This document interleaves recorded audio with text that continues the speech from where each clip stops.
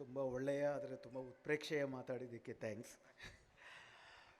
ವೇದಿಕೆ ಮೇಲಿರುವ ಎಲ್ಲ ಗಣ್ಯರೇ, ಆತ್ಮೀಯರಾದಂಥ ಮಜೀದ್ ಅವರೇ, ಅಫ್ಸರ್ ಕೊಡ್ಲಿಪೇಟೆ ಅವರೇ, ರಿಯಾಜ್ ಅವರೇ, ಪುಟ್ನಂಜಯ್ ಅವರೇ, ವೇದಿಕೆ ಮೇಲಿರುವ ಎಲ್ಲ ಬಂಧುಗಳೇ ಮತ್ತು ಎಲ್ಲಕ್ಕಿಂತ ಮುಖ್ಯವಾಗಿ ಯುವ ಪ್ರಜಾತಂತ್ರವಾದಿಗಳೇ, ಯಂಗ್ ಡೆಮೊಕ್ರಾಟ್ಸ್, ಭಾಳ ಖುಷಿ ಆಗ್ತಿದೆ.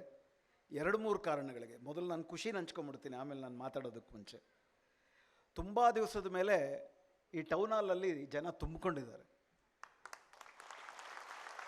ಸಂಘಟಕರಿಗೆ ಅಭಿನಂದನೆಗಳು. 2ನೇದು, ಈ ಸಭೆಯಲ್ಲಿ ಕನಿಷ್ಠ 33% ಈ ಸಭಾಂಗಣದಲ್ಲಾದರೂ ಮಹಿಳೆಯರಿದ್ದಾರೆ, ಅದಕ್ಕಾಗಿ ಅಭಿನಂದನೆಗಳು. ಹಾಗೂ ಆಗಲಿಂದ ನೋಡ್ತಿದ್ದೀನಿ MC ಮಾಡೋರಲ್ಲಿ ಅರ್ಧಕ್ಕರ್ಧ ಮಹಿಳೆಯರಿದ್ದಾರೆ, ಅದಕ್ಕಾಗಿ ಕೂಡ ಅಭಿನಂದನೆಗಳು. ಹಾಗೆ ವೇದಿಕೆ ಮೇಲೂ ಅರ್ಧಕ್ಕರ್ಧ ಮಹಿಳೆಯರು, ಭಾಷಣ ಮಾಡೋರು ಅರ್ಧಕ್ಕರ್ಧ ಮಹಿಳೆಯರು, ಹಾಗೂ ನಮ್ಮಂಥ ಮುದುಕರು ಕೂತ್ಕೊಂಡು ಕೇಳಿಸ್ಕೊಳ್ಳೋ ಥರ ಒಂದು ದಿನ ಬಂದುಬಿಟ್ರೆ ಸ್ವಲ್ಪ ಆರಾಮಾಗಿರುತ್ತೆ ಅಂತ ಅನಿಸುತ್ತೆ. ಸ್ನೇಹಿತರೆ, ಬಹಳಷ್ಟು ವಿಷಯಗಳನ್ನು ಆಗಲೇ ಮಜೀದ್ ಅವರು, ಅದಕ್ಕೆ ಮುಂಚೆ ಮಾತಾಡಿದಂಥ ನಿಮ್ಮ ನ್ಯಾಷನಲ್ ಜಾಯಿಂಟ್ ಕನ್ವೀನರ್ ಅವರು ಎಲ್ಲರೂ ಕೂಡ ಹೇಳಿದ್ದಾರೆ. ನಾನು 2-3 ವಿಷಯಗಳನ್ನ ಮಾತ್ರ ಸಂಕ್ಷಿಪ್ತವಾಗಿ ನಿಮ್ಮ ಮುಂದೆ ಇಡಕ್ಕೆ ಬಯಸ್ತೀನಿ. ಯುವ ಪ್ರಜಾತಂತ್ರವಾದಿಗಳು ಅಂತಂದಾಗ 2 ಪ್ರಶ್ನೆಗಳು ಬರುತ್ತೆ. ನನಗೇನಿಲ್ಲ ಕೆಲಸ ಅಂತ. ಯುವಕರು ಭಾಗಶಃ ಬಿಳಿ ಕೂದಲು, ನೀವು ಡೈ ಹಾಕೊಂಬಂದಿದ್ದೀರಾ ಸರ್, ಮೋಸ ಮಾಡಿದ್ದೀರಾ. ಸೊ ಆದರೆ ನಾನು ಮತ್ತು ಮಜೀದ್ ಇಬ್ಬರು ಕೂಡ we die for nation. So ಅದರಿಂದ ಅದು ಪರವಾಗಿಲ್ಲ. ಯುವಕರು ಅಂದರೆ ಯಾರು? ಯುವಕರು ಅಂತಂದರೆ ಯೌವನ ಅನ್ನೋದು, ಯುವ ಮನಸ್ಥಿತಿ ಅನ್ನೋದು ವಯಸ್ಸಿಗೆ ಸಂಬಂಧಪಟ್ಟಿದ್ದ. ಹಂಗೆ ಅಂದ್ಕೊಂಡ್ರೆ ಸೋನಮ್ ವಾಂಗ್ಚುಕ್ ಯುವಕನ ಮುದುಕನ? 18 ದಿನಗಳ ಕಾಲ ಆತ ಯುವಕರಿಗಾಗಿ, ಯುವಕರ ಭವಿಷ್ಯತ್ತಿಗಾಗಿ ಉಪವಾಸ ಕೂತಿದ್ದಾರೆ. ನಾವು 1 ಹೊತ್ತು ಉಪವಾಸ ಇರೋದಕ್ಕೂ ಕಷ್ಟ ಆಗುತ್ತೆ ಅಲ್ಲ. ನಿಮಗೆ ಬಿಡಿ, 40 ದಿವಸ ನೀವೆಲ್ಲ ಉಪವಾಸ ಇರ್ತೀರಿ, ನನ್ನಂತವ್ರಿಗೆ ಹೇಳ್ಕೊತಿದ್ದೀನಿ. ಯೌವನ ಅನ್ನೋದು, ಯುವಕರ ಅನ್ನುವಂಥದ್ದು ಒಂದು ಮನಸ್ಥಿತಿ. ಆ ಮನಸ್ಥಿತಿ ಏನಪ್ಪ ಅಂತಂದರೆ, ಎದುರಿಗಿರುವುದು ಬೆಟ್ಟವೇ ಪರ್ವತವೇ ಆದರೂ ಕೂಡ ನಾನು ಅದನ್ನು ಹತ್ತಬಲ್ಲೆ, ಸಾಗರವೇ ಇದ್ದರೂ ಕೂಡ ನಾನು ಅದನ್ನು ಈಜಬಲ್ಲೆ, ಎಂಥದೇ ಶತ್ರು ಇದ್ದರೂ ಕೂಡ ನಾನನ್ನು ಸೋಲಿಸಬಲ್ಲೆ ಅನ್ನುವ ಅಗಾಧವಾದ ವಿಶ್ವಾಸ. ಯೌವನದ ಮನಸ್ಥಿತಿ ಇದ್ದರೆ ಆ ಆತ್ಮವಿಶ್ವಾಸ ನಮಗಿರಬೇಕು. ಆ ಆತ್ಮವಿಶ್ವಾಸ ಎಲ್ಲಿಂದ ಬರಬೇಕು? ಹುಸಿ ಭರವಸೆಗಳಿಂದ ಬರಬಾರ್ದು. ಸಾಗರ ಅಗಾಧವಾದದ್ದು ಅಂತ ಅರ್ಥ ಮಾಡ್ಕೋಬೇಕು. ಸಾಗರ ಏನು ನದಿ ಬಿಡು, ಆಳವಾಗೇ ಇಲ್ಲ ಅಂದ್ರೆ ಹೋಗಿ ಬಿದ್ದೋಗ್ಬಿಡ್ತೀವಿ. ಸಾಗರ ಅಗಾಧವಾದದ್ದೇ, ಪರ್ವತ ತುಂಬ ಎತ್ತರವಾದದ್ದೇ. ಆದರೆ ಅದನ್ನು ಇವತ್ತು ನಾನು ಹತ್ತುವುದಕ್ಕೆ ಶುರು ಮಾಡಿದ್ರೆ ಇವತ್ತಲ್ಲ ನಾಳೆ ನಾನು ಹತ್ತಬೇಕು. ಯಾಕಂದರೆ ಈ ಪರ್ವತ ದಾಟಲಿಲ್ಲ ಅಂದರೆ ಪರ್ವತದ ಆಚೆ ಇರುವ ಸ್ವರ್ಗ ನನಗೆ ಸಿಗೋದಿಲ್ಲ. ಸಾಗರವನ್ನು ನಾನು ದಾಟಲಿಲ್ಲ ಅಂದರೆ ಸಾಗರದ ಆಚೆಗಿರುವ ನಿಜವಾದ ಜೀವನ ನನಗೆ ಸಿಗೋದಿಲ್ಲ. ಆ ಆತ್ಮವಿಶ್ವಾಸ ಯೌವನದ ಮನಸ್ಥಿತಿ ಅನಿಸುತ್ತೆ. ಆ ಮನಸ್ಥಿತಿಯಿಂದ ಬಂದಿರುವ ನಿಮ್ಮೆಲ್ಲರಿಗೂ ಕೂಡ ಬಹಳ ದೊಡ್ಡ ವಂದನೆಗಳು. 2ನೇದು, ಪ್ರಜಾತಂತ್ರ ಅಂದ್ರೇನು? ಪ್ರಜಾತಂತ್ರ ಅಂದರೆ 5 ವರ್ಷಕ್ಕೊಂದ್ಸತಿ ಓಟ್ ಹಾಕದ? ಪ್ರಜಾತಂತ್ರ ಅಂದರೆ ಚುನಾವಣೆನ, ಸರ್ಕಾರವ? ಇದರಲ್ಲಿ ಅಂಬೇಡ್ಕರ್ ಅವರ ಮಾತನ್ನ ನಾವು ಬಹಳ ಆಳವಾಗಿ ಅರ್ಥ ಮಾಡ್ಕೋಬೇಕು. ಮಜೀದ್ ಅವರು ಓದಿನ ಬಗ್ಗೆ ಬಹಳ ಒತ್ತು ಕೊಟ್ಟು ಮಾತಾಡ್ತಿದ್ರು. ನಾವು ಇಂಥವನ್ನೆಲ್ಲ ಆಳವಾಗಿ ಅರ್ಥ ಮಾಡ್ಕೋಬೇಕು. Democracy is not the question of governance. Democracy ಅಂದರೆ ಮನುಷ್ಯರ ನಡುವಿನ ಸಂಬಂಧ. ಡೆಮಾಕ್ರಸಿ ಅಂತಂದರೆ ಆಳುವವರಿಗೂ, ಅಂದರೆ ಸರ್ಕಾರಕ್ಕೂ ನಾಗರಿಕರಿಗೂ ಇರುವ ಸಂಬಂಧ. ಡೆಮಾಕ್ರಸಿ ಅಂದರೆ ಮನೆಯ ಒಳಗಿರುವ ನಮ್ಮ ಅಣ್ಣ ತಮ್ಮಂದಿರಿಗೂ, ಅಪ್ಪ ಅಮ್ಮಂದಿರಿಗೂ, ನಮಗೂ ಇರುವ ಸಂಬಂಧ. ಈ ಎಲ್ಲ ಸಂಬಂಧಗಳು ಕೂಡ ಸಮಾನತೆಯ ಆಧಾರದಲ್ಲಿರಬೇಕು ಅನ್ನೋದು ಡೆಮಾಕ್ರಸಿ. ಅದು ಸಂಘಟನೆಯಲ್ಲೂ ಇರಬೇಕು, ಚಳುವಳಿನಲ್ಲೂ ಇರಬೇಕು, ಸಮಾಜದಲ್ಲೂ ಇರಬೇಕು, ವ್ಯವಸ್ಥೆನಲ್ಲೂ ಇರಬೇಕು. ನಮ್ಮ ದೇಶದ ದುರಂತ ಏನಪ್ಪ ಅಂದರೆ ಪ್ರಜಾತಂತ್ರ ಇಲ್ಲಿ ಎಲ್ಲಿಯೂ ಇಲ್ಲ.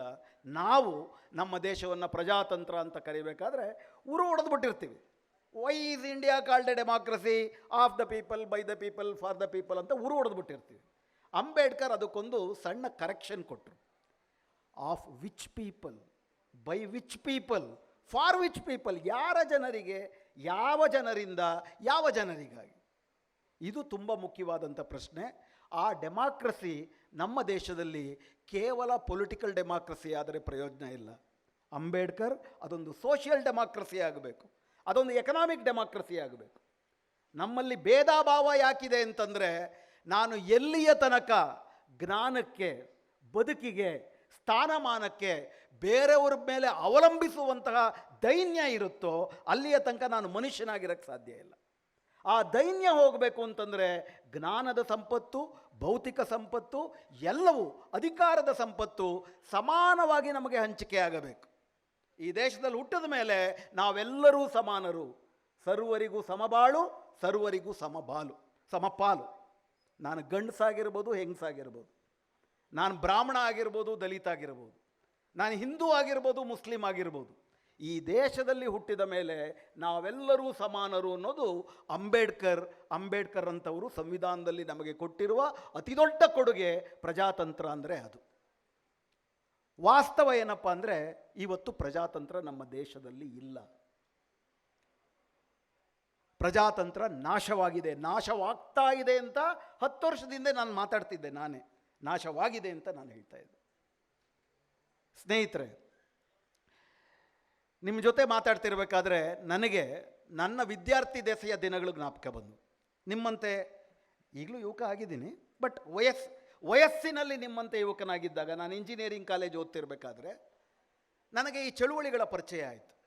ಬಂದಾಗ ಈ ಚಳುವಳಿಯಲ್ಲಿ ನನ್ನನ್ನು ಅಗಾಧವಾಗಿ ಪ್ರಭಾವಿಸಿದ್ದು ಇಬ್ಬರು ಇತಿಹಾಸದಲ್ಲಿ, ಭಾರತದ ಇತಿಹಾಸದಲ್ಲಿ ಇಬ್ಬರು ಪ್ರಭಾವಿಸಿದರು. ಒಬ್ಬರು ರಾಮ್ ಪ್ರಸಾದ್ ಬಿಸ್ಮಿಲ್ಲಾ, ಇನ್ನೊಬ್ಬರು ಅಶ್ಫಾಕುಲ್ಲಾ ಖಾನ್. ರಾಮ್ ಪ್ರಸಾದ್ ಬಿಸ್ಮಿಲ್ಲಾ, ಅಶ್ಫಾಕುಲ್ಲಾ ಖಾನ್ ಹೆಸರುಗಳೇ ಈಗ ರೋಮಾಂಚನ ತರುತ್ತೆ. ಒಬ್ಬ ಹಿಂದೂ, ಒಬ್ಬ ಮುಸ್ಲಿಂ. ಹಿಂದೂ ರಾಮ್ ಪ್ರಸಾದ್ ಬಿಸ್ಮಿಲ್ಲಾ, ಅಶ್ಫಾಕುಲ್ಲಾ ಖಾನ್, ಅವರಿಬ್ಬರೂ ಸೇರಿಕೊಂಡು ಹಿಂದೂಸ್ತಾನ್ ಸೋಷಲಿಸ್ಟ್ ರಿಪಬ್ಲಿಕನ್ ಆರ್ಮಿ ಅಂತ ಕಟ್ತಾರೆ. ಆಗ ಬ್ರಿಟಿಷರ ವಿರುದ್ಧ. ಬ್ರಿಟಿಷರು ಸೂರ್ಯ ಮುಳುಗದ ಸಾಮ್ರಾಜ್ಯ, ಎಲ್ಲರನ್ನೂ ತುಳಿತಾ ಇದ್ದಾರೆ, ಎಲ್ಲರನ್ನೂ ಶೋಷಣೆ ಮಾಡ್ತಿದ್ದಾರೆ. ಇವರು ಆ ಬ್ರಿಟಿಷರಿಗೆ ಪಾಠ ಕಲಿಸ್ತೀವಿ ಅಂತ 10 ಜನ 20 ಜನ ಸೇರಿಕೊಂಡು ಅಗಾಧವಾದ ಆತ್ಮವಿಶ್ವಾಸದಿಂದ ಕಟ್ತಾರೆ. ಆ ನಂತರ ಭಾರತದ ಇತಿಹಾಸವನ್ನು ಓದ್ತಾ ಇದ್ದಾಗೆ ನಾವು ಅವಾಗಲಿಂದ ಹಲವಾರು ಸತಿ ಇಂಕ್ವಿಲಾಬ್ ಜಿಂದಾಬಾದ್ ಅಂತ ಘೋಷಣೆ ಆಗ್ತಾ ಇರ್ತೀವಿ. ಇಂಕ್ವಿಲಾಬ್ ಜಿಂದಾಬಾದ್ ಘೋಷಣೆಯನ್ನು ಕೊಟ್ಟವ್ರು ಯಾರು ಈ ದೇಶಕ್ಕೆ? ಹಜರತ್ ಮೌಲಾನಿ, ಮುಸ್ಲಿಂ, ಸಮಾಜವಾದಿ ಆದರ್ಶಗಳನ್ನು ಹೊತ್ತಿದ್ದಂಥ ಒಬ್ಬ ಮುಸ್ಲಿಂ. ಆತ ಮತ್ತು ಸ್ವಾಮಿ ಕುಮಾರಾನಂದ ಇವರಿಬ್ಬರೂ ಒಟ್ಟು ಸೇರಿ ಭಾರತದ ಇತಿಹಾಸದಲ್ಲಿ ಮೊಟ್ಟ ಮೊದಲ ಬಾರಿಗೆ ಬ್ರಿಟಿಷರಿಂದ ನಮಗೆ ಸಂಪೂರ್ಣ ಸ್ವಾತಂತ್ರ್ಯ ಬೇಕು ಅಂತ ಘೋಷಣೆ ಕೊಟ್ಟವರು ಮೌಲಾನಾ ಮೊಹಾನಿ ಮತ್ತು ಸ್ವಾಮಿ ಕುಮಾರಾನಂದ. ಆ ಆದರ್ಶವನ್ನು ಇಟ್ಕೊಂಡು ಈ ದೇಶದಲ್ಲಿ ಏಕಕಾಲದಲ್ಲಿ ಅಲ್ಲಾಹು ಅಕ್ಬರ್, ಹರ ಹರ ಮಹಾದೇವ್ ಎರಡೂ ಘೋಷಣೆಯಿಂದ ಈ ದೇಶದಲ್ಲಿ ಸ್ವಾತಂತ್ರ್ಯ ಹೋರಾಟ ನಡೆದಿದೆ. ಅಂದರೆ ಈ ದೇಶ ಭಾರತ ಅಂತ ಒಂದು ದೇಶವಾಗಿ ಉದಯವಾಗಿದ್ದೆ ನಾವೆಲ್ಲರೂ ಒಂದು, ಜಾತಿ ಧರ್ಮವನ್ನು ಮೀರಿ ನಾವೆಲ್ಲರೂ ಒಂದು ಅನ್ನುವ ಆಧಾರದ ಮೇಲೆ. ಈ ದೇಶ ಹಂಗಿರಲಿಲ್ಲ. 3000 ವರ್ಷಗಳ ಕಾಲ ಈ ದೇಶದಲ್ಲಿ ನಾಗರಿಕತೆ ಅಂತ ಇತಿಹಾಸ ಕಲಿಸ್ತಾರೆ ನಮಗೆ. ಅದೆಲ್ಲವೂ ಕೂಡ ಹೆಂಗಸು ಗಂಡಸಿನ ಗುಲಾಮಳು, ಉಳಿದಂತೆ ಎಲ್ಲರೂ ಕೂಡ ಬ್ರಾಹ್ಮಣರ ಗುಲಾಮರು. ದೇವರು ರಾಜ ಅಂದರೆ ದೇವರ ಪ್ರತ್ಯಕ್ಷ ದೇವತೆ ಇದ್ದಾಗೆ ಅವನು ಹೇಳ್ದಂಗೆ ಕೇಳಬೇಕು. ಗುಲಾಮಿತನವನ್ನು ನಮಗೆ ಬೋಧಿಸಿದ್ರು, ಸ್ವಾತಂತ್ರ್ಯವನ್ನಲ್ಲ, ಸ್ವಾಭಿಮಾನವನ್ನಲ್ಲ. ಆದರೆ ಹುಟ್ಟಿನಿಂದ ಯಾರೂ ಮೇಲಲ್ಲ, ಯಾರೂ ಕೀಳಲ್ಲ ಅಂತ ನಮ್ಮ ಸಂವಿಧಾನ ಅಂಬೇಡ್ಕರ್ ತರದವರು ನಮಗೆ ಬೋಧಿಸಿದ್ರು. ಯಾಕಂದರೆ ಹುಟ್ಟು ಆಕಸ್ಮಿಕ ಅಲ್ವಾ? ನಾವೇನು ಅಪ್ಲಿಕೇಶನ್ ಹಾಕೊಂಡು ಹುಟ್ಟಿರೋದಿಲ್ವಲ್ಲ. ಅಪ್ಲಿಕೇಶನ್ ಹಾಕೊಂಡು ಹುಟ್ಟೋ ಅಂಥ ಅವಕಾಶ ಸಿಕ್ಕಿದ್ದಿದ್ರೆ ಭಾಳ ಕಡಿಮೆ ಜನ ನಮ್ಮ ಅಪ್ಪ ಅಮ್ಮಂದ್ರ ಮಕ್ಕಳಾಗಿ ಹುಟ್ತಿದ್ವೇನೋ. ಎಲ್ಲರಿಗೂ ಅಂಬಾನಿ ಮಕ್ಕಳಾಗಿ ಹುಟ್ಟಬೇಕು ಅಂತ ಆಸೆ ಇರುತ್ತೆ. ಫ್ಲೈಟಲ್ಲಿ ಹೋಗ್ಬೋದು. ಆಂಟೇಲಿಯಾ ಅಂತ ಅಂದ್ಬಿಟ್ಟು ಒಂದೊಂದು ಮನೆ ಇದೆ ಬಾಂಬೆನಲ್ಲಿ, 25 ಅಂತಸ್ತಿನ ಮನೆ. ಎಲ್ಲರಿಗೂ ಅವ್ರ ಮಕ್ಕಳಾಗಬೇಕು ಅಂತ ಅನ್ನಿಸ್ತಿತ್ತು. ಹುಟ್ಟೆ ನಮ್ಮೆಲ್ಲರ ಬದುಕನ್ನು ತೀರ್ಮಾನ ಮಾಡ್ತಿರೋಂಥ ಹೊತ್ತಿನಲ್ಲಿ ಹುಟ್ಟು ಆಕಸ್ಮಿಕ. ಹುಟ್ಟಿನಿಂದ ಈ ದೇಶದಲ್ಲಿ ಯಾರು ಯಾವುದಕ್ಕೂ ವಂಚಿತರಾಗಬಾರದು ಅಂತನ್ನೋ ಸಂವಿಧಾನವನ್ನು ಈ ದೇಶ ಬರೆಯಿತು. ನಮ್ಮ ಬೆಂಗಳೂರಿನ ಆಟೋ ಹಿಂದ್ಗಡೆನೂ ಕೂಡ ನೀವು ಹೋದ್ರೆ ಅದು ಬರೆದಿರ್ತಾರೆ, ಹುಟ್ಟು ಉಚಿತ, ಸಾವು ಶಾಶ್ವತ, ಪ್ರೀತಿ ಖಚಿತ. ಅಲ್ಲ, ಹುಟ್ಟು ಉಚಿತ, ಸಾವು ಖಚಿತ. ಹುಟ್ಟು ಉಚಿತ, ಸಾವು ಖಚಿತ. ಸಾರಿ, ಹುಟ್ಟು ಉಚಿತ ನಾವು ಕೇಳೇ ಇರೋದಿಲ್ಲ. ಸಾವು ಖಚಿತ, ಹುಟ್ಟಿದವರೆಲ್ಲಾದರೂ ಸಾಯಲೇಬೇಕು. ಪ್ರೀತಿ ಶಾಶ್ವತ ಅಂತ ಯಾರೋ ಒಬ್ಬ ರೊಮ್ಯಾಂಟಿಕ್ ಇರೋರು ಬರೀತಾರೆ. ಬಟ್ ವಿಷಯ ಏನಪ್ಪ ಅಂತಂದರೆ, ಹುಟ್ಟು ಮತ್ತು ಸಾವಿನ ನಡುವೆ ಇರುವಂತಹ ಬದುಕು ನಮ್ಮ ಕೈನಲ್ಲಿರಬೇಕು. ಅದು ಇಷ್ಟು ದಿನಗಳ ಕಾಲ ಇದ್ದದ್ದು ಬೇರೆಯವರ ಕೈನಲ್ಲಿ, ಮೊದಲು ಬ್ರಿಟಿಷರ ಕೈನಲ್ಲಿ, ಅದರ ಹಿಂದೆ ರಾಜರ ಕೈನಲ್ಲಿ. ಈಗ ಸ್ವಾತಂತ್ರ್ಯ ಬಂದ ಮೇಲೂ ಕೂಡ ನಮ್ಮ ಬದುಕು ನಮ್ಮ ಕೈನಲ್ಲಿ ಇಲ್ಲದೇ ಇರುವಂಥ ಒಂದು ಸಂದರ್ಭ ಸೃಷ್ಟಿಯಾಗಿದೆ. ಮಜೀದ್ ಅವರು ಮಾತಾಡಬೇಕಾದ್ರೆ ಫ್ಯಾಷಿಸಮ್ ಅನ್ನುವಂತಹ ಒಂದು ಮಾತನ್ನು ಪದೇ ಪದೇ ಬಳಸಿದ್ರು. ಫ್ಯಾಷಿಸಮ್ ಅಂದರೇನು? ಅದು ಕೇವಲ RSS, ಅದು ಕೇವಲ BJPಯ? ಸ್ನೇಹಿತರೆ, ಯುವಕರ ಮುಂದಿರುವ ಸಮಸ್ಯೆಗಳ ಬಗ್ಗೆ ಮಾತಾಡುವುದಕ್ಕೆ ಲಕ್ಷ ಲಕ್ಷ ಇದೆ.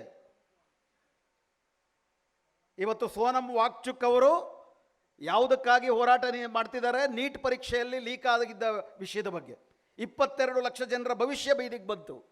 ಆ ನೀಟ್ ಬಗ್ಗೆ ನಾನು ಮಾತಾಡ್ತಿಲ್ಲ, ಆ ನೀಟ್ ಬಗ್ಗೆ ಎಲ್ಲರೂ ಮಾತಾಡ್ತಾರೆ. ಆದರೆ IMF ಮತ್ತು ವರ್ಲ್ಡ್ ಬ್ಯಾಂಕ್ ಅನ್ನುವ ಜಾಗತಿಕ ಸಂಸ್ಥೆಗಳು ಇನ್ನೊಂದು ನೀಟ್ ಬಗ್ಗೆ ನಮ್ಮ ಬಗ್ಗೆ ಹೇಳುತ್ತೆ. ಕರ್ನಾಟಕದಲ್ಲಿ, ಭಾರತದಲ್ಲಿ 20 ರಿಂದ 29 ವಯಸ್ಸಿನ ನಡುವಿನ ಇನ್ನೊಂದು ನೀಟ್ ವರ್ಗ ಇದೆ. ಆ ನೀಟ್ ಏನಪ್ಪ ಅಂತಂದರೆ NEET. ಆ ನೀಟ್ ಏನಪ್ಪ ಅಂದರೆ not in employment, not in education, not in training. ಆ ವಯೋಮಾನದ ಜನ ಒಂದೋ ಶಿಕ್ಷಣದಲ್ಲಿರಬೇಕು, ಇಲ್ಲವೋ ಉದ್ಯೋಗದಲ್ಲಿರಬೇಕು, ಇಲ್ಲ ಯಾವುದಾದ್ರೂ ತರಬೇತಿನಲ್ಲಿರಬೇಕು. ಅವರು ಶಿಕ್ಷಣದಲ್ಲಿಲ್ಲ, ತರಬೇತಿನಲ್ಲಿಲ್ಲ, ಮತ್ತು ಅವರು ಉದ್ಯೋಗದಲ್ಲೂ ಇಲ್ಲ.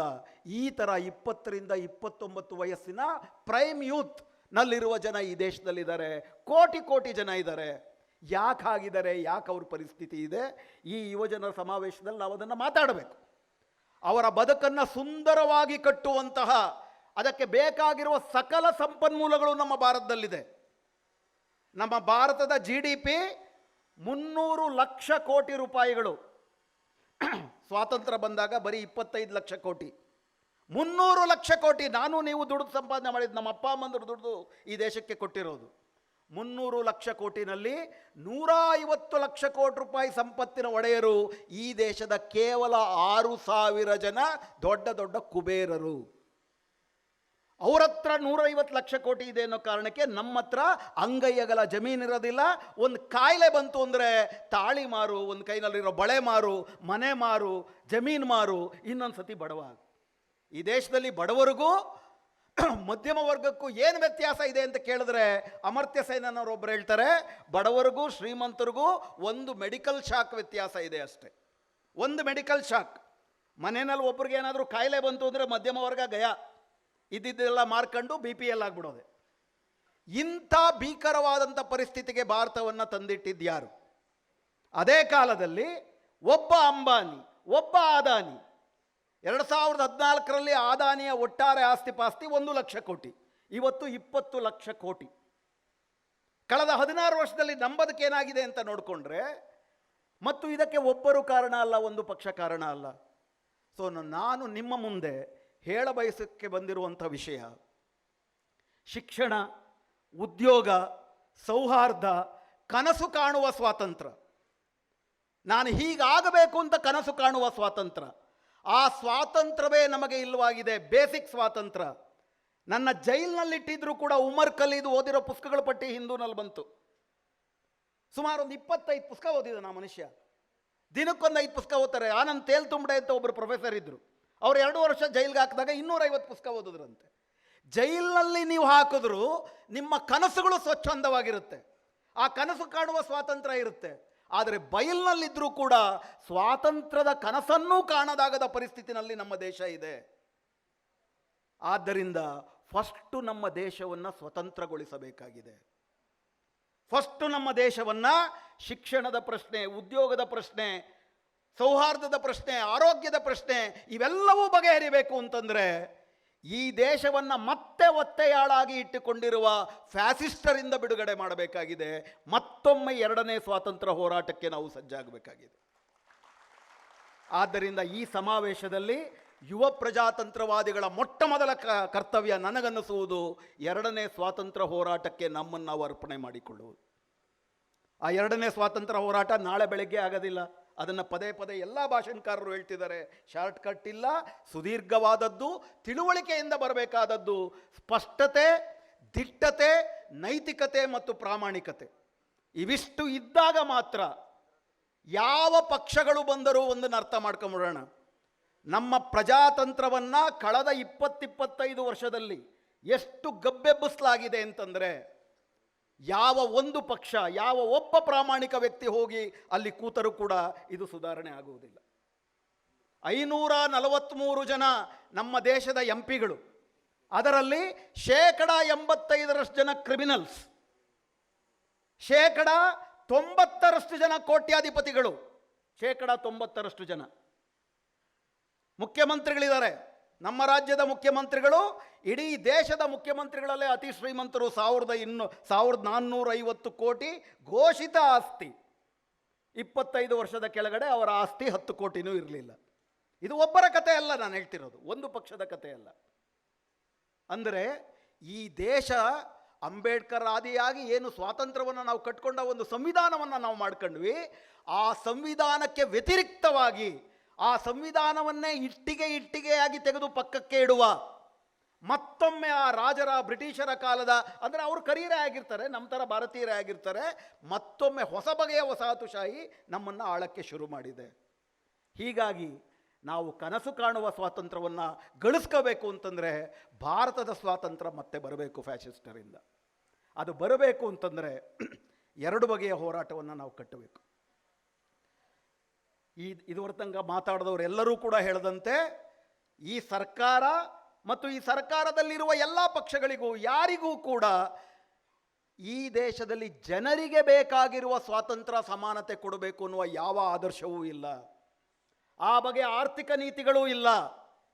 ಬಗೆಯ ಪಕ್ಷಗಳು, ಕೆಲವರು, ಅಂಬೇಡ್ಕರ್ ಭಾಳ ಸ್ಪಷ್ಟವಾಗಿ ಹೇಳಿದ್ರು ಅವರು ಬರಹಗಳಲ್ಲಿ, ಈ ದೇಶದ ದಲಿತ ದಮನಿತರಿಗೆ 2 ಶತ್ರುಗಳು: ಬ್ರಾಹ್ಮಣಶಾಹಿ ಜಾತಿ ವ್ಯವಸ್ಥೆ, 2ನೇದು ಬಂಡವಾಳಶಾಹಿ ವ್ಯವಸ್ಥೆ. ಕೆಲವು ಪಕ್ಷಗಳು ಬೇರೆಯವ್ರನ್ನ ಬಿಟ್ಟಾಕ್ಬಿಡಿ, ಆಳೋ ಪಕ್ಷಗಳನ್ನ ಬಿಟ್ಟಾಕಿದ್ರೆ ಬೇರೆ ಪಕ್ಷಗಳು ಕೂಡ ಒಂದು ಬಂಡವಾಳಶಾಹಿನ ವಿರೋಧಿಸ್ತಾರೆ, ಬ್ರಾಹ್ಮಣಶಾಹಿನ ಅಪ್ಕೋತಾರೆ, ಬ್ರಾಹ್ಮಣಶಾಹಿನೂ ವಿರೋಧಿಸ್ತಾರೆ, ಬಂಡವಾಳಶಾಹಿ ಬಗ್ಗೆ ಸ್ಪಷ್ಟತೆ ಇರೋದಿಲ್ಲ. ಇವೆರಡೂ ಕೂಡ ಏಕಕಾಲದಲ್ಲಿ ನಾವು ವಿರೋಧಿಸಬೇಕು. ಇವೆರಡು ನಮ್ಮೊಳಗೆ ಇಲ್ಲದಂತೆ ಫಸ್ಟ್ ನಾವು ಅಂತರಂಗ ಶುದ್ಧಿಯನ್ನು ಇಟ್ಕೋಬೇಕು. ನಾನೊಬ್ಬ ಬ್ರಾಹ್ಮಣ ಆಗದಿರ, ನಾನೊಬ್ಬ ಬಂಡವಾಳಶಾಹಿ ಆಗದಿರ, ನಮ್ಮ ಚಳುವಳಿ, ನಮ್ಮ ಸಂಘಟನೆ ಹಾಗಾಗದಿರೋ ರೀತಿಯಲ್ಲಿ ಫಸ್ಟು ಬ್ರಾಹ್ಮಣಶಾಹಿ ಬಂಡವಾಳಶಾಹಿ ವ್ಯವಸ್ಥೆ ವಿರುದ್ಧ ಮತ್ತೊಂದು ಸ್ವಾತಂತ್ರ್ಯ ಹೋರಾಟ ಕಟ್ಟಬೇಕು. ಈ ಬಂಡವಾಳಶಾಹಿ ಬ್ರಾಹ್ಮಣಶಾಹಿಯ ಅತ್ಯುನ್ನತ ಹಂತವೇ ಫ್ಯಾಷಿಸಮ್. ಅದು ಮೇಲ್ನೋಟಕ್ಕೆ ಮುಸ್ಲಿಮರನ್ನು ಟಾರ್ಗೆಟ್ ಮಾಡ್ದಂಗೆ ಕಾಣುತ್ತೆ, ಟಾರ್ಗೆಟ್ ಮಾಡ್ತಾನೂ ಇದೆ. SIR ಬಗ್ಗೆ ಮಾಜೀದ್ ಹೇಳಿದ್ರು. SIR ಯಾರನ್ನು ಉದ್ದೇಶಿಸಿ ಮಾಡಲಾಗಿದೆ? ಮುಸ್ಲಿಮರು ಯಾವ ಕಾರಣಕ್ಕೂ ಕೂಡ ದೊಡ್ಡ ಸಂಖ್ಯೆಯಲ್ಲಿ ಮತದಾರಿಕೆಯನ್ನು ಕಳ್ಕೋಬೇಕು. ಅದು ತುಂಬ ಸ್ಪಷ್ಟ. ಲಾಜಿಕಲ್ ಡಿಸ್ಕ್ರಿಪಿಯನ್ಸಿ ಬಗ್ಗೆ ಮಾತಾಡಿದ್ರು. ಲಾಜಿಕಲ್ ಡಿಸ್ಕ್ರಿಪಿಯನ್ಸಿ 2ನೇ ಹಂತದಲ್ಲಿ 13 ರಾಜ್ಯಗಳಲ್ಲಿ SIR ನಡೆದ್ರೆ ಬರೀ ವೆಸ್ಟ್ ಬೆಂಗಾಲಲ್ಲಿ ಮಾತ್ರ ಯಾಕೆ ಮಾಡಿದ್ರು?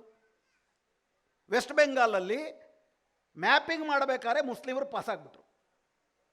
ಮ್ಯಾಪಿಂಗ್ನಲ್ಲಿ ಹೆಂಗಾದರೂ ಸಿಗಾಕತ್ತಾರೆ ಅನ್ಕೊಂಡಿದ್ರು. ಮಾಲ್ಡಾ, ಮುರ್ಷಿದಾಬಾದ್, ಸೌತ್ 24 ಪರಗಣ, ನಾರ್ತ್ 24 ಪರಗಣ, 50% 60% ಮುಸ್ಲಿಮರು ಆ ಜಿಲ್ಲೆಗಳಲ್ಲಿ. ಸೌತ್ 24 ಪರಗಣದಲ್ಲಿ 34 MLA ಸೀಟುಗಳಿದ್ದರೆ 33 ಸೀಟುಗಳು ಬರೀ TMC ಗೆಲ್ತಾ ಇತ್ತು. ಯಾಕಂದರೆ 60% ಜನ ಮುಸ್ಲಿಮರು. ಇಲ್ಲಿ ಇವ್ರಿಗೆ ಪಾಠ ಕಲಿಸ್ಬೇಕು, ಮ್ಯಾಪಿಂಗ್ನಲ್ಲಿ ಸಿಕ್ಕೋಗ್ತಾರೆ ಅಂತ ಮಾಡಿದ್ರು. ಮ್ಯಾಪಿಂಗ್ನಲ್ಲಿ ಬಚಾವಾದರು. ಅದಕ್ಕೇನು ಮಾಡಿದ್ರು? 6 ಜನ ಮಕ್ಕಳಿದ್ರೆ ಒಳಗಾಗ್ತೀವಿ, ಎಲ್ಲ ಬಿಡಿ. ಈಗ ಹೊಸದಾಗಿ ಮಾಡಿದ್ದಾರೆ ಕರ್ನಾಟಕದಲ್ಲಿ. 2002ರಲ್ಲಿ ಮದುವೆಯಾಗದ ಹೆಣ್ಣು ಮಕ್ಕಳು, ನೀವು ವೋಟರ್ ಲಿಸ್ಟ್ನ ಹೇಳಬೇಕಾದ್ರೆ ಏನಂತ ಹೇಳ್ತೀರಿ? ಸಂಬಂಧ ಅಂತ ಒಂದು ಕಾಲಮ್ ಇರುತ್ತೆ. ಮದುವೆ ಆಗದ ಹೆಣ್ಮಕ್ಳು ಸಂಬಂಧ ಆದರೆ ಯಾರ್ದು ಬರೀತಾರೆ? ಅಪ್ಪಂದು ಬರೀತಾರೆ. 2002 ಆದಮೇಲೆ ಮದುವೆ ಆಗಿರುತ್ತೆ ಮಹಿಳೆಯರಿಗೆ, ಗಂಡನ ಮನೆಗೆ ಹೋಗ್ತಾರೆ. 2024 ಲಿಸ್ಟಲ್ಲಿ ನೀವು ಹೇಳ್ಬೇಕಾದ್ರೆ ಅಡ್ರೆಸ್ ಬದಲಾಯಿಸ್ಕೊಂಡು ಸಂಬಂಧ ಅಂದರೆ ಯಾರ್ದು ಹೇಳ್ತೀರಿ? ಗಂಡಂದು ಹೇಳ್ತೀರಿ. 2002ರಲ್ಲಿ ಅಪ್ಪಂದು ಹೇಳಿದ್ದೀರಾ, 2025ರಲ್ಲಿ ಗಂಡನ ಹೇಳಿದ್ದೀರಾ. ನೀವು ಅನುಮಾನಾಸ್ಪದ ಬಾಂಗ್ಲಾದೇಶಿ ಅಂತ ಹೇಳ್ತಿದ್ದಾರೆ. ಹೆಚ್ಚು ಕಡಿಮೆ ಮದುವೆಯಾದ ಎಲ್ಲ ಹೆಣ್ಣುಮಕ್ಕಳಿಗೂ ನೋಟಿಸ್ ಬರುತ್ತೆ SIR ಆದಮೇಲೆ. 6 ಜನಕ್ಕಿಂತ ಮಕ್ಕಳು ಜಾಸ್ತಿ ಇದ್ದರೆ, 15 ವಯಸ್ಸಿಗಿಂತ ಕಡಿಮೆ ಇದ್ದರೆ ಎಲ್ಲ ಹೇಳಿದ್ರು ಅದನ್ನು. ಕರ್ನಾಟಕದಲ್ಲಿ ನಿನ್ನೆಯಿಂದ ಹೊಸದೊಂದು ಶುರುವಾಗಿದೆ. 85 ವಯಸ್ಸಿಗಿಂತ ಜಾಸ್ತಿ ವಯಸ್ಸಿರೋ ಹಿರಿಯರು ಅವರು ಎನ್ಯೂಮರೇಷನ್ ಫಾರಮ್ ಕೊಟ್ಟಿದ್ರು, ಇನ್ನೊಂದು ಸತಿ ಅವ್ರು ನಿಜಕ್ಕೂ ಇದ್ದಾರಾ ಅಂತ ಚೆಕ್ ಮಾಡಿ ಅಂತ ಹೇಳಿದ್ರು. ಏನು ಕಾನೂನು ಇರೋದೇನು? ನಾನು ತಪ್ಪೇ ಬರೆದು ಕೊಟ್ಟರು ಕೂಡ, ಎನ್ಯೂಮರೇಷನ್ ಫಾರಮ್ನಲ್ಲಿ ನಾನು ತಪ್ಪೇ ಬರೆದು ಕೊಟ್ಟರು ಕೂಡ, ಆಗಸ್ಟ್ 17ನೇ ತಾರೀಕು ಅನೌನ್ಸ್ ಆಗೋವಂಥ ಫಸ್ಟ್ ಕರಡು ಪಟ್ಟಿನ ನನ್ನ ಹೆಸರು ಬರಲೇಬೇಕು. ಯಾಕಂದರೆ ಎನ್ಯೂಮರೇಷನ್ ಫಾರಮ್ ಕೊಟ್ಟಿದ್ದೀನಿ ನಾನು. ಆಮೇಲೆ ಬೇಕಾದ್ರೆ ನೀವು ಲಾಜಿಕಲ್ ಡಿಸ್ಕ್ರಿಪೆನ್ಸಿ ನನಗೆ ಹೇಳಿ. ಅದೇ ಥರ 85 ಯಾರಿಗೆ ಬರೋದಿಲ್ಲ? ನಾನು ಮನೆಗೆ ಹೋದಾಗ ಮನೆ ಬೀಗ ಹಾಕಿದ್ರೆ, ಶಿಫ್ಟ್ ಆಗಿದ್ದರೆ, ಸತ್ತೋಗಿದ್ದರೆ ಆಗ ಹೆಸರು ಬರೋದಿಲ್ಲ. ಯಾಕಂದರೆ ನಾನು ಎನ್ಯೂಮರೇಷನ್ ಫಾರಮ್ಮೇ ಕೊಟ್ಟಿರಲ್ಲ. 85 ವರ್ಷದ ಮುದುಕರು ಎನ್ಯೂಮರೇಷನ್ ಫಾರಮ್ ಕೊಟ್ಟಿದ್ದಾರೆ ತಾನೆ. ಕೊಟ್ಟಿದ್ರೂ ಕೂಡ ಅವ್ರನ್ನ ASDನ ಅಂತ ಚೆಕ್ ಮಾಡಿ. ಉದ್ದೇಶ ಮತಪಟ್ಟಿ ಪರಿಷ್ಕರಣೆ ಅಲ್ಲ. ಉದ್ದೇಶ ತುಂಬ ಸ್ಪಷ್ಟ ಸ್ನೇಹಿತರೆ. ವೋಟರ್ ವೆರಿಫಿಕೇಷನ್ ಈ ದೇಶದಲ್ಲಿ ಕಾಲ ಕಾಲಕ್ಕೆ ಆಗ್ತಾನೇ ಇದೆ. ಪ್ರತಿ ವರ್ಷ ಆಗುತ್ತೆ, ಪ್ರತಿ 5 ವರ್ಷಕ್ಕೊಂದ್ಸತಿ ಆಗುತ್ತೆ. ಅದು ಇಂಟೆನ್ಸಿವ್ ರಿವಿಷನ್. ಇವ್ರು ಮಾಡ್ತಿರೋದು ವೋಟರ್ಸ್ ವೆರಿಫಿಕೇಷನ್ ಅಲ್ಲ, ಸಿಟಿಜನ್ಶಿಪ್ ವೆರಿಫಿಕೇಷನ್. ಈ ದೇಶದ 140 ಕೋಟಿ ಜನರನ್ನು ಕೂಡ ಬಾಂಗ್ಲಾದೇಶಿ ವಿದೇಶಿಯರು ಅಂತ ಅನುಮಾನ ಮಾಡ್ತಿದ್ದಾರೆ ನರೇಂದ್ರ ಮೋದಿ. ಅವರು ನಿಮ್ಮನ್ನು ಸಾಬೀತು ಮಾಡ್ಕೊಳ್ಳಿ ಅಂತ ಹೇಳ್ತಿದ್ದಾರೆ. ಆ ಮೂಲಕ ಮುಸ್ಲಿಮರನ್ನು ಕಿತ್ತಾಕೋದು, ದಲಿತರನ್ನು ಕಿತ್ತಾಕೋದು, ಆದಿವಾಸಿಗಳನ್ನು ಕಿತ್ತಾಕೋದು. ಯಾಕಂದರೆ ಅವರಿಗೆ ಇವರು ಬೇಡವಾಗಿದೆ. ಮುಸ್ಲಿಮರು ಹಿಂದುತ್ವವನ್ನು ಒಪ್ಕೊಳ್ಳಲ್ಲ ಅಂತ ಬೇಡ, ದಲಿತರು ಆದಿವಾಸಿಗಳು ಇವರು ಅವಲಂಬಿತರು ಸಮಾಜಕ್ಕೆ ಅನ್ನೋದು ಬೇಡ, ಇವರ ನಾಗರಿಕತ್ವವನ್ನೇ ಕಿತ್ತಾಕಬೇಕು. ಹಿಟ್ಲರ್ ಹೇಳಿದ್ದದೆ.